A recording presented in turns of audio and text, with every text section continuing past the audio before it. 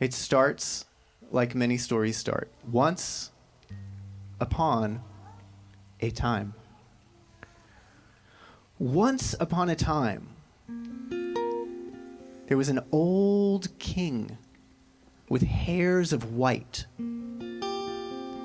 And he sat in the bedchambers of his castle day after day, doing something very interesting and unusual. He had a magical loom, and he would sit working every day at his loom, producing illustrated tapestries, the kind you hang on walls that show pictures of what's happened.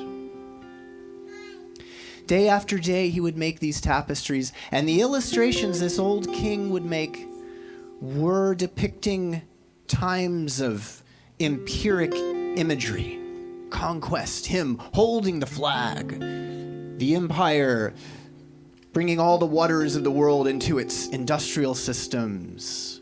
These things that he would repeat doing this over and over. He's working on his image. I don't know if anyone does this at night, sits in their room and works on their image, but that's what was happening. And he was so accustomed to doing this that it's just what he did all day. He really enjoyed it. It passed the time. It was handcraft work of a sort. Good, right? You know. And unseen hands would come in every night and take these finished tapestries and take them away and hang them up in the castle. And unseen feet would come in and bring the king his food and water. And he would do this every day, every night. This old king with hairs of white. And there was one thing the king liked even more than image tending, which was this sphere of crystal and glass that he'd been gifted as a child.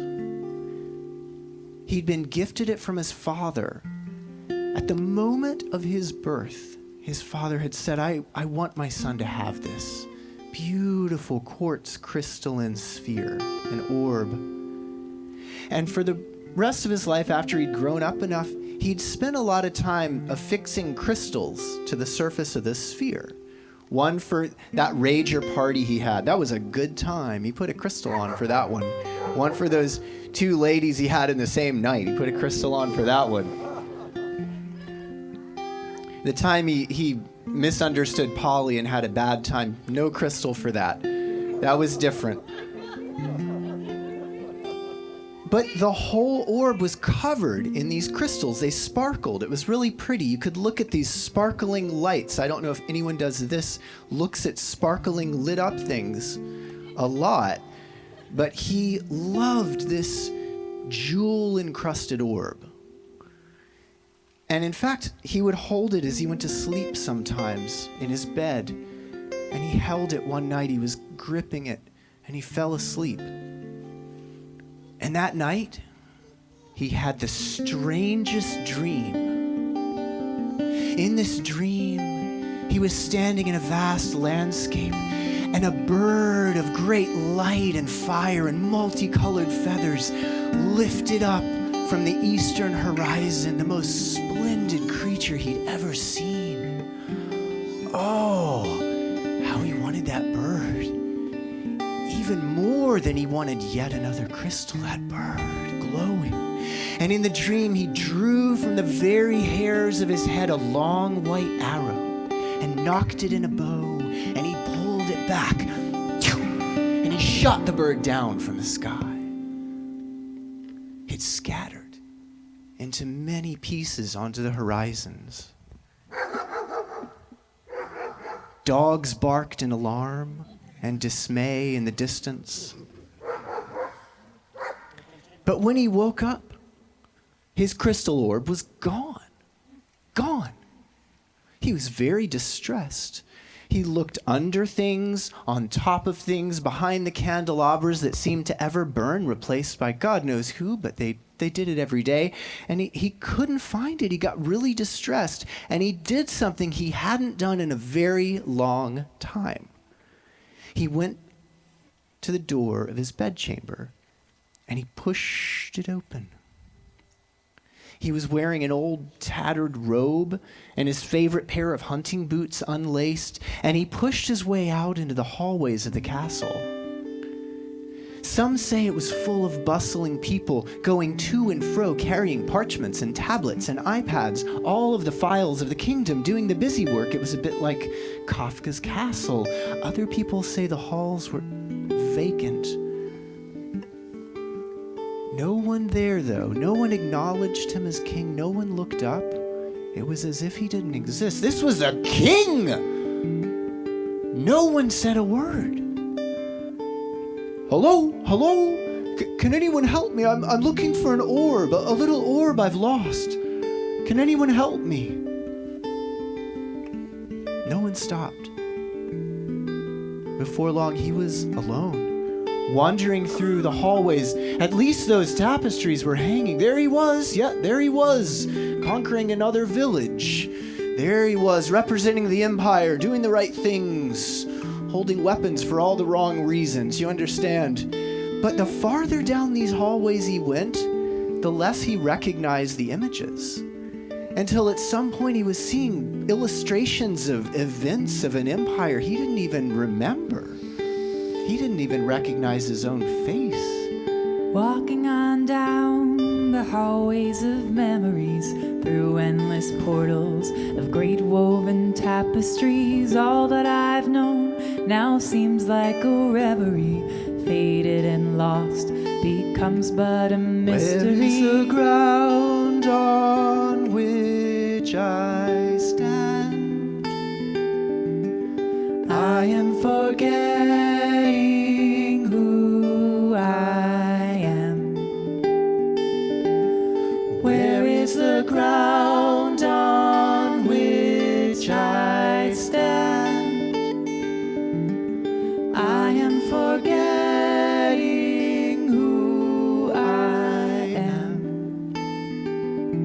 He walked a long way through twisting corridors until finally he found himself in a little room with no other exits, a small space. But he sensed in the air a breeze, and going to one of the tapestries on the wall, he pulled it back, and behind it was a window, a square window of stone, looking out onto the clear blue sky. Perfect blue, like on this perfect northwestern summer days. And he looked out.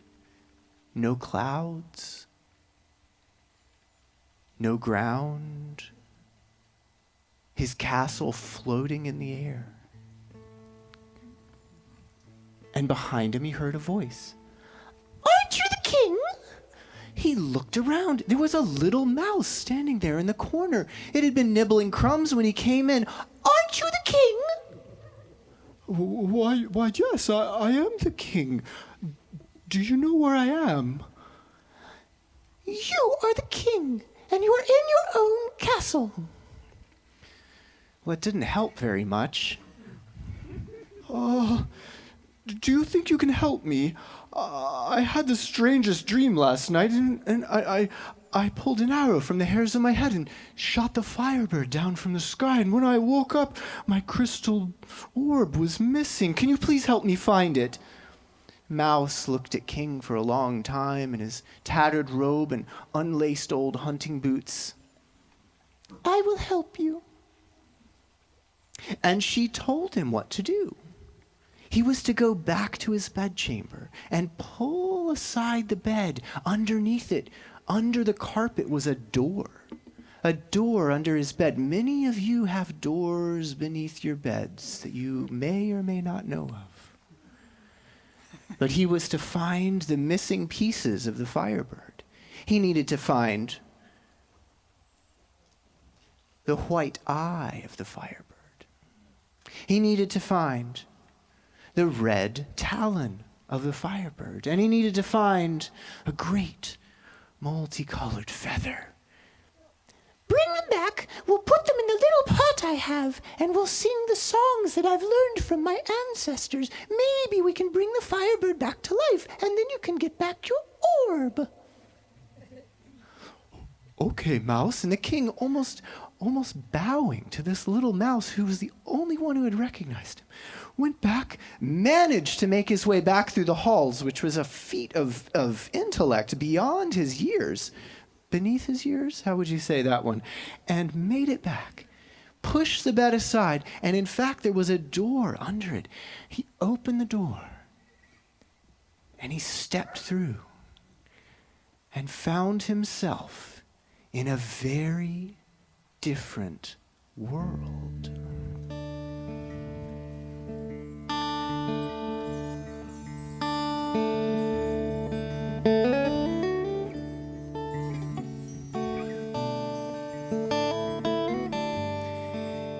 He was walking in a forest, lush forest, green trees, fruit-laden berries, berries of all sorts all around him, deer leaping. It was the most bucolic scene of your most favorite Disney movie you've ever seen. And what's more, he remembered this place. He remembered as a boy he used to walk in these woods. Oh, his heart opened. He remembered up the mountain of Scree near the top, there was a little bit of snow runoff. There was a spring that came down. He remembered that spring. He wondered if it was still there. He started to walk. In fact, he'd enjoyed the waters so much. They were so pure. He'd shared it with his friends. He'd cut a switchback trail back up to that mountain when he was young. He'd shown people where to go. Some of his friends suggested he should bottle that water up and start selling it, and he did, as a young man. In fact, it had become such a hit in town that a company had started. He had started a company. It actually got so big selling this water, it went public. And that's right. He'd let go of the management, but he'd kept a lot of shares. He'd forgotten all about that. Hadn't checked with his accountant in a while. I wonder if that beautiful water is still there. But something was wrong. The trees up the trail were not healthy.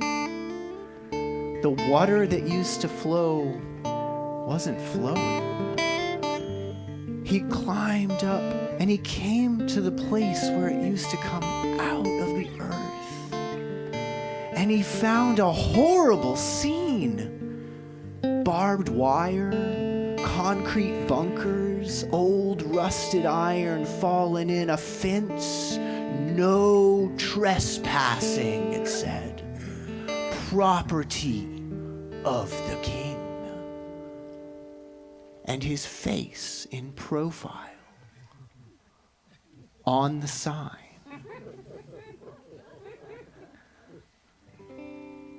He walked down a little ways, down the old dry stone creek bed. He found a place in the rock, like a divot, where he could lay his body down. And he did. And the face of the rock looked like the face of his grandfather. And he lay on that rock, and tears started to come out of his eyes, because he knew the part he had played, and he felt it in his bones. What have I done? What have I destroyed?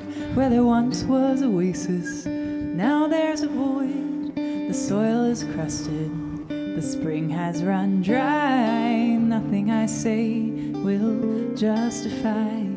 What have I done? What have I destroyed? Where there once was oasis, now there's a void. The soil is crusted, the spring has run dry. What can I do that will rectify?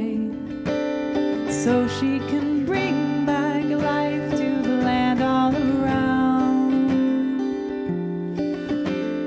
Beauty will spring up with joy from the verdant ground.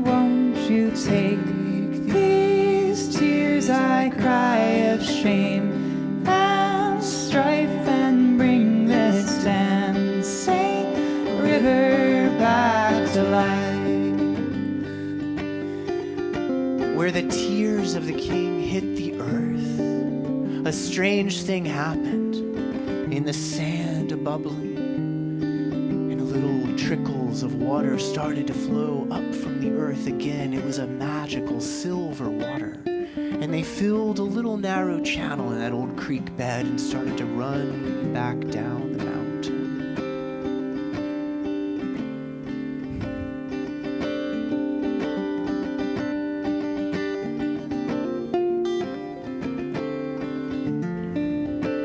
He looked up,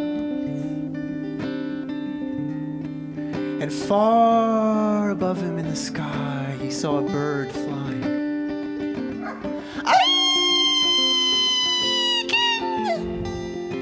You think your tears of grief will do any good at all in this world?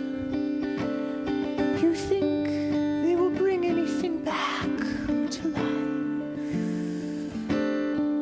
May these tears cascading down my cheek form a trickle that turns into a creek, a singing stream, nourishing giver, restoring the life of this dancing river, so she can bring back life to the land all around. Beauty will spring up with joy from the verdant ground. Won't you take these tears I cry of shame and strife, and bring this dancing river back to life? Won't you take these tears I cry of shame and strife, and bring this dancing river back to life? The king reached down. There was something there. He picked up a white, round eye. He put it in his pocket. And he started to walk down, down, down this stream. And he went a long way over many hills and many valleys, many days walking, till he found himself in a very different place. He followed the creek to the sea.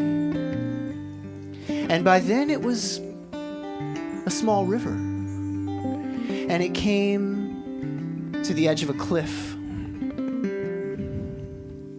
And the water just kind of started over the cliff, but then it just went into a little hole. It was a funny thing. He looked, the water just went into the earth. It just kind of vanished into the earth. And he scrambles down the cliff onto the beach by the sea. And he looks around, and all these strange little creatures start to come up out of the ground around him. They look like little crabs walking around, but they have the heads of humans. This is a fairy tale. Remember, this is a fable. They have heads of humans, and the bodies of crabs are scuttling around. Help us, please! The waters of life, they run, but we cannot drink. Please help us, please. The king was taken aback. They all looked quite ugly. In fact, they're just really terrifying. Can you help me? I'm looking for the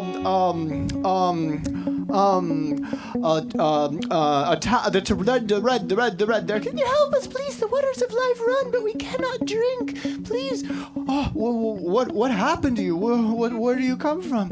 And they told him. They told him where they came from. A kingdom far away, that was ruled by a horrible king. He promises us clean water, but gives us poison. This king, this place we come from, the king promises us good work, but gives us destitution and endless servitude. Promises us fresh air and gives us exhaust.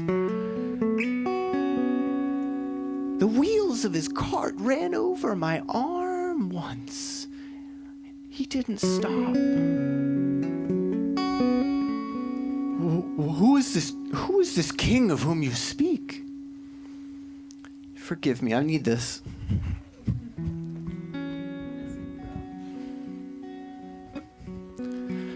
The missing prop.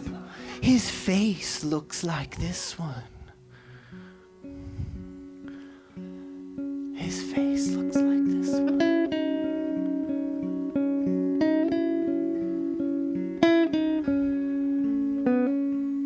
His face looks like this one.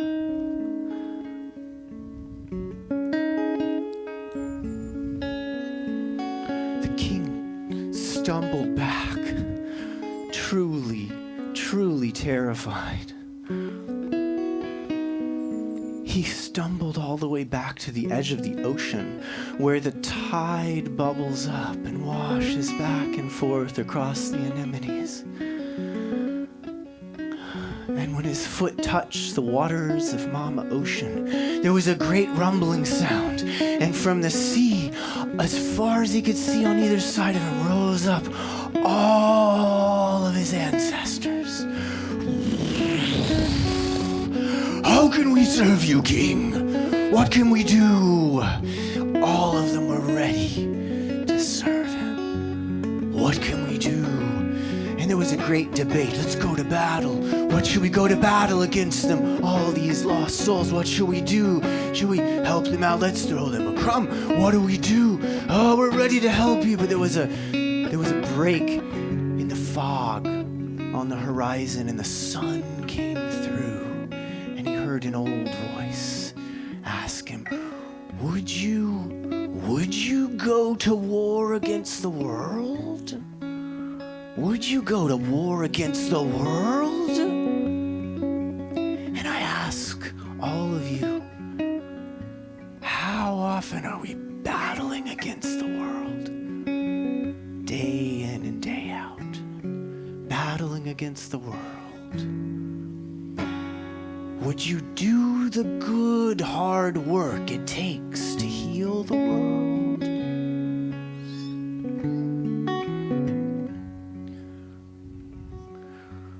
Would you do the work that heals? That voice asked him. Will you make the same choices that we made? We do the work that heals. Will you open up your heart or a sharpened blade? We choose the work that heals. Will you stay stuck in the mud? We choose the work that heals.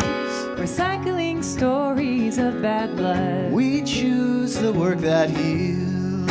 We choose the work that heals, that breaks the chains of violence. With the hungry ghost, we end the deal. We choose the work that heals. And the king broke with the lines of his well ancestors and his unwell ancestors in their incessant battle. And he ran up to the edge of that cliff, and he did something really good. He started to dig a little hole that would catch this water that was vanishing in the earth. And he moved rocks, and he dug with his bare hands in the earth. And he made a little place to catch that water.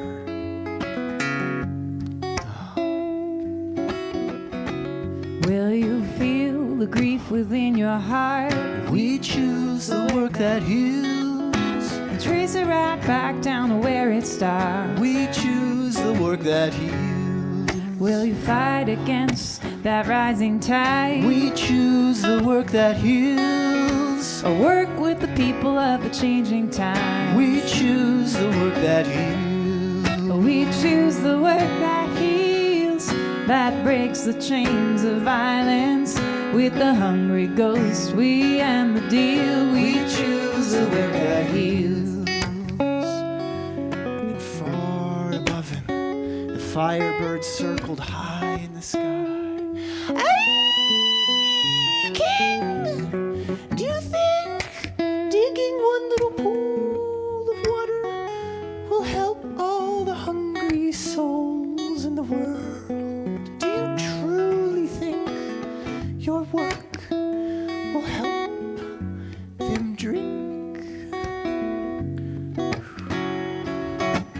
Will you choose war or will you choose peace? We choose the work that heals. Will you bottle it up or let your tears release? We choose the work that heals. 'Cause the wounds of war are deeply bound. We choose the work that heals. And if we don't heal it now, we'll keep passing it down. We choose the work that heals. We choose the work that heals, that breaks the chains of violence. With the hungry ghosts, we end the deal. We choose the work that heals. With the hungry ghost, we end the deal. We choose the work that heals. All those little creatures came up and started lapping at the water, drinking from the pool. The king stood up, blood running down his fingers. And I've heard it said when we're doing the work in the world that we're meant to do, there are times that blood will run down your hands. And he turned to walk away. He saw something in the sand. Oh, what do you think it was? The red talon of the Firebird. Oh, ye gads. What's the silliest exclamation you can think of? Gee willikers. Gee willikers. Put it in his pocket. And he turned around. And he looked out over the shallow sea. And the sky was growing dark and gray. And far out on the sea, he could see, at first he thought it was a column of rock out in the ocean. But he looked a little closer and he realized it was a boat, a wooden boat, a small old wooden boat. And in it, some sort of figure standing. He wasn't sure if it was made of stone. And he waded out. And he saw that this boat in the waves was full of light. And he waded out even closer and he saw it was full of stars. Stars swirling in this boat, and a figure with a hood standing in it. Hello, I'm looking for a feather. Do you think you could help me? I'm looking for a feather. He got a little closer. Those were beautiful stars. He'd never really owned a star before. Hello? The water swirled around him up to his waist. He reached and grasped the side of the boat. He was thinking of that sparkly orb, one more like. And he reached over, one more heart. He reached over and he grasped a star. But when he touched it, he turned to dust in his hand and they all went dark. The figure's hood came back and she roared, "Haven't you stolen enough?" Teeth upon teeth like rows of sharks and elephantine tusks, and all of your old grandmother's faces back in this being. "Haven't you stolen enough?" "Oh, I'm sorry, I put it back, but it turned to dust. I just wanted a star. I don't know." And she reached out with tentacles from under the water, grasped around his legs, and started to lift him up. She said, "I've rowed this boat of stars. I've rowed this boat of stars for longer than any of you can remember. Any of you, my children. And I've seen you come and go and come, remembering and forgetting and remembering again. I will be here when you're long gone. But how? How could you possibly pay for what you've taken and for the damage you've done? Your life would not even be enough." And she lifted him up. He was blubbering, tears coming down, his snot coming out, blubbering king. And she lifted him close and says, "It's time for your reign to end. It is time for your reign to end." And she swallowed him. Down he went. Down he went, down the long, endless road of the dark goddess of the waters. And as he traveled, he forgot many things. Forgot his name, forgot his quest, forgot his form, forgot who he was. Spiraling down into this dark cavity, through endless halls of great starry tapestries, all that I've known now seems like a reverie, nameless and lost, engulfed by the mystery. I'm forgetting who I am. Where is the ground on which I stand? Where is the ground on which I stand? I am forgetting who I am. In this journey, the king became many things. He became a drop of water that entered the roots of a great tree and traveled up it into the sky and fell again as rain. He became a rainbow of the sun through the rain. He became a little pot of gold at the end of the rainbow. For a moment, he was even the leprechaun. Have you ever been the leprechaun?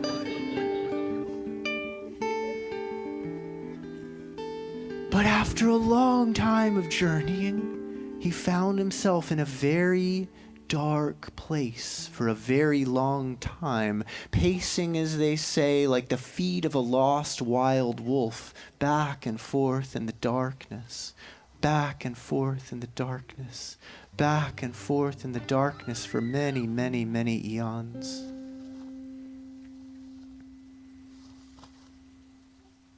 And after a long time of this,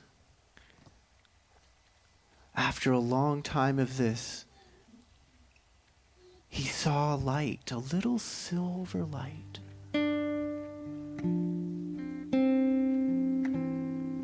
And he tasted salt on his tongue. And he heard the dripping of water. I feel my feet upon the sand, in the belly of the darkness, forget who I am, lift my head, feel it all, spinning within you, I twirl till I fall, and I dance the dance of the darkness, lifting my feathers in flight, a star in the heart of the goddess, born in the depths of the night, is born in the depths of delight. He felt his body for the first time in a long time, and it felt like feathers were growing out of his body. And he felt his hair like a great plumage in this silvery dimness that he was in, and reaching in to the very hairs of his head, he drew out a great, long, gorgeous feather. Feathers found, lift in flight, I twist and I turn and give birth to the light. I finally find the truest star, born in the darkness from inside my heart. And I dance the dance of the darkness, lifting my feathers in flight. The star in the heart of the goddess is born in the depths of the night, born in the depths of delight. The king danced in that dark place and he sang a song. It just came out of him. And the song he sang was for the little mouse who helped him on his way. The song he sang was for that spring from his childhood that was gone. The song he sang was for those strange little creatures on the beach who just wanted a drink, just wanted a drink. And he sang a song for himself and his journey. And as he danced, he heard a great chortling from the goddess.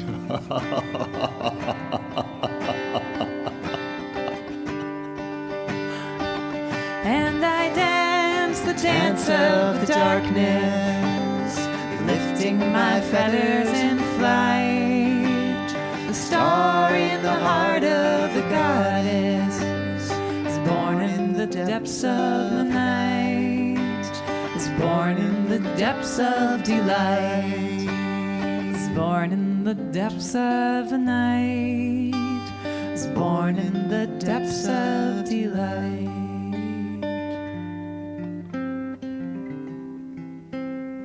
The king slowly realized that light he'd seen was the light of the moon rising over the water, and that he was in the belly of a small boat, a wooden boat, rocking on the waves of the sea. And far above him, in the night, in the light of the moon, he saw the Firebird circling. "Hey, king!" she cries. "What would you do with your one precious life? What would you do with your one precious life?"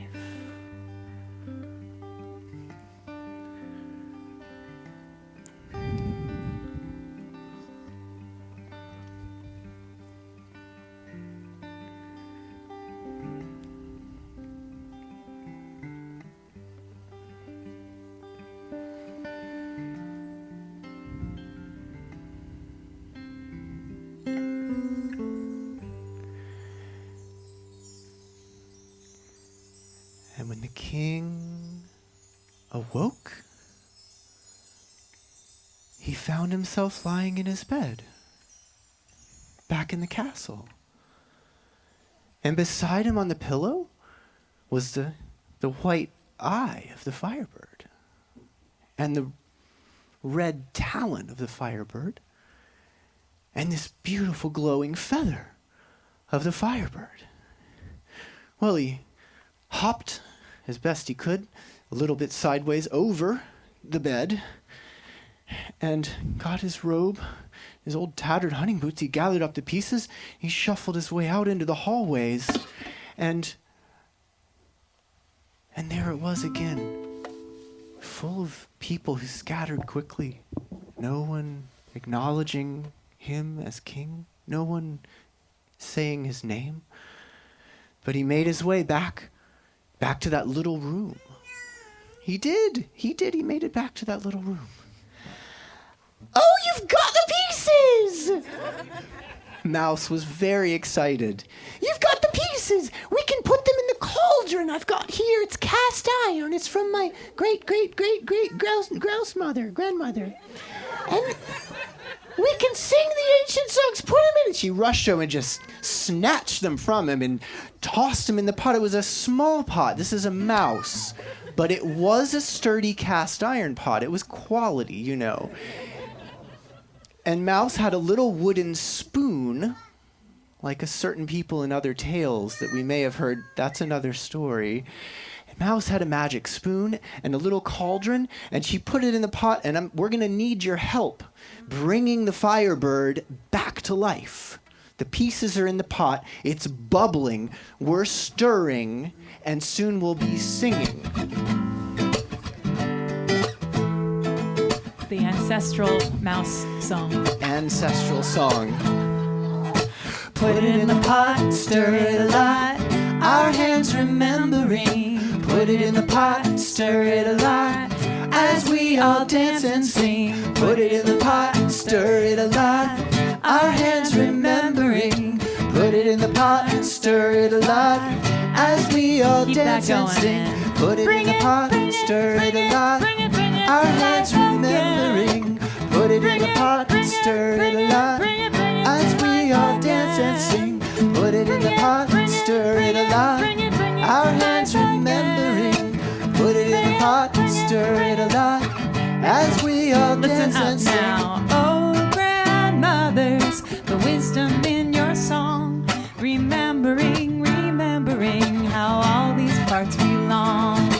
Oh grandmothers, won't you help me understand how to put it all back together? Let your memory guide my hands as we put it in the pot, stir it a lot. Our hands remembering. Put it in a pot, stir it a lot. As we all dance and sing. Put it in a pot, stir it a lot. Our hands remembering. Put it in a pot, stir it a lot. As we all dance and sing. Oh grandmothers, the wisdom in your song. Remembering, remembering how all these parts belong. Oh grandmothers, won't you help me understand how to put it all back together? Let your memory guide our hands as we put it in the pot, stir it a lot. Our hands remembering. Put it in the pot, stir it a lot. As we all dance and sing. Put it in the pot, stir it a lot. Our hands remembering. One more time. Put it in the pot, stir it a lot. As we all dance and sing.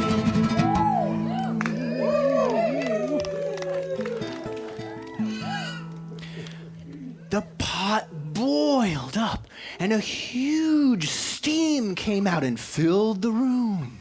And out of that pot arose the most splendid creature, multicolored glowing feathers. It filled the room. It was the Firebird back, and it dropped out of its talons. It dropped this jewel-encrusted orb right into the king's hands, and it circled the room once, twice, 3 times, and whoosh, out the window. The king went over and watched it fly away. He stood there a long time until it was just a little speck in the distance, and he couldn't see it at all anymore. Mouse. Are you happy now? Are you happy now, my king? You have the orb back. You have the orb. Are you happy now?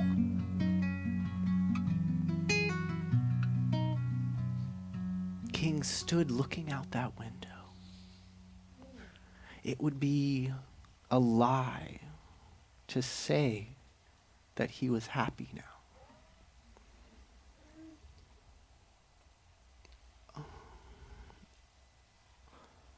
I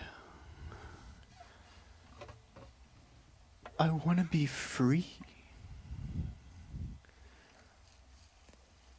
Mouse looked at this man, his old robes and tattered hunting boots.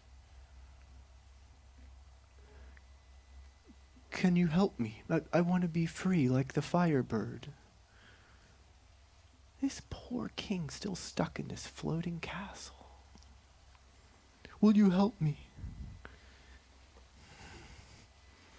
I will help you. What you need is the heart of the Firebird. Go back to your bedchambers, take that orb, and stay up all night in a ceremony. By the fire, pick off every one of those jewels and throw them in the fire. The king nearly bowed to this mouse and shuffled out the door, went back to sit beside the fire.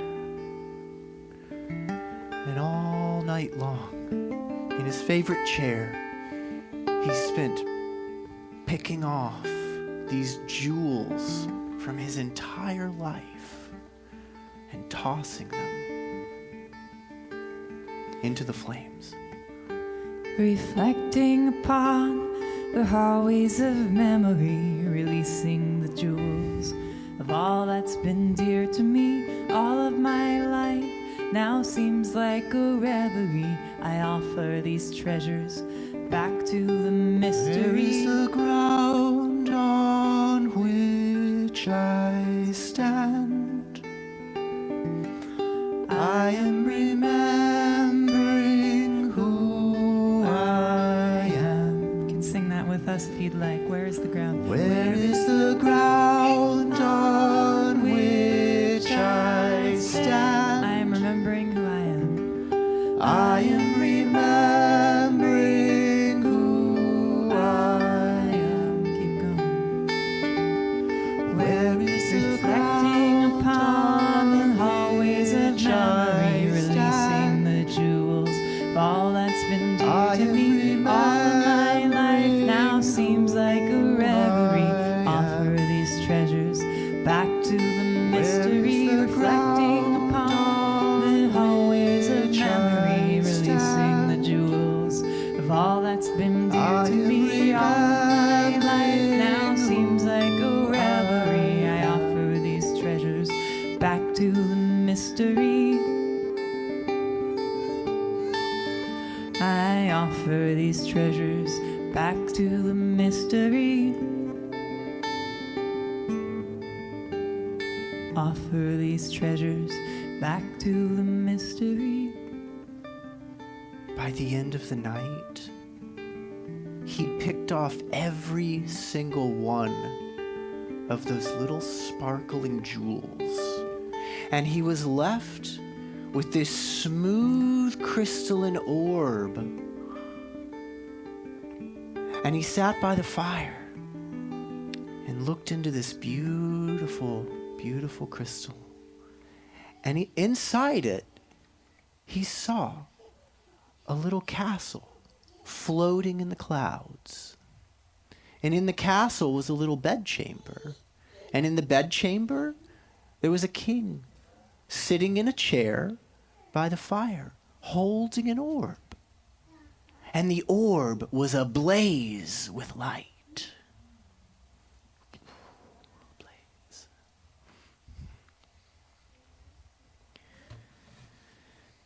That night, the king had the strangest dream. In the dream, he was flying through the sky.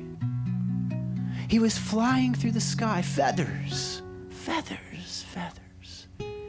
And below him was a castle. But this castle was rooted on the earth. There were beautiful streams running beside it, flowers, fruit, deer jumping, fish in the streams.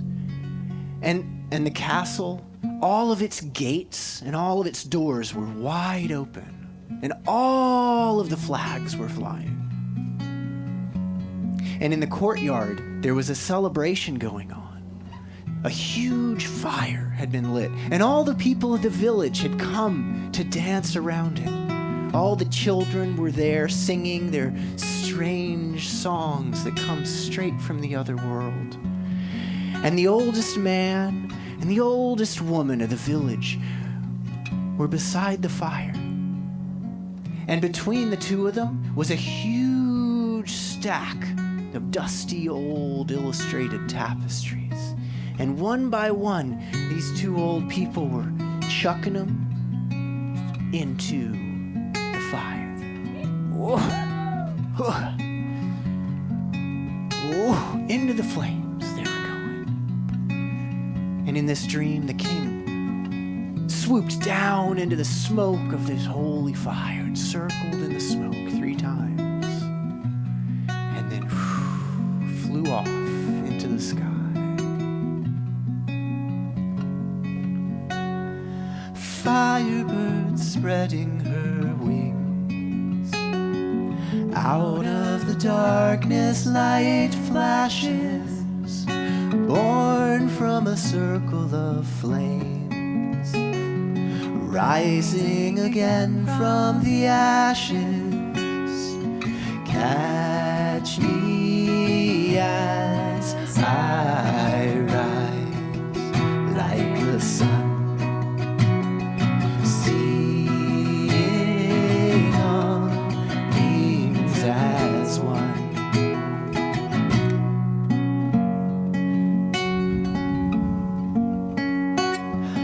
Are we like stars in the sky? Burn for a moment, then darken. Out of each circle of flames, a million new stars will awaken.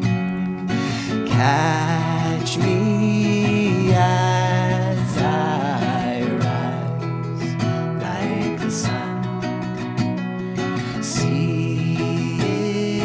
all beings as one. Catch me as I rise like the sun, seeing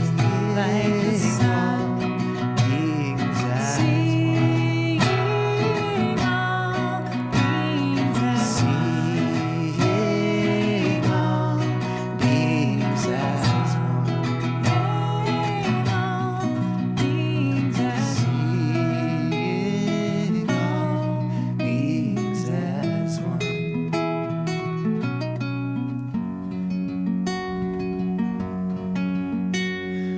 Firebird spreading your wings.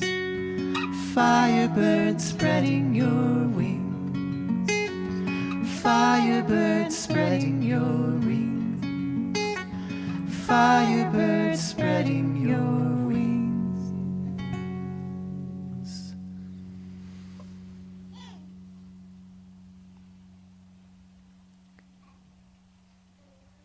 They found the king had died in his sleep that night. And in the morning, some say he had a smile on his face. And some say the mouse became the new king. Now, what do you think of that?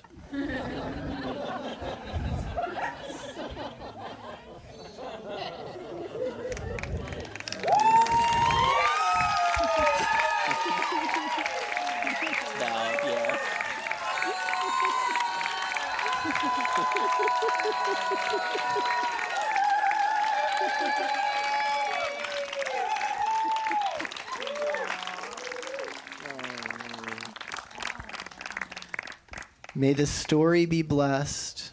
May the hearers be blessed. May the tellers be blessed. May this place be made holy. Thank you so much.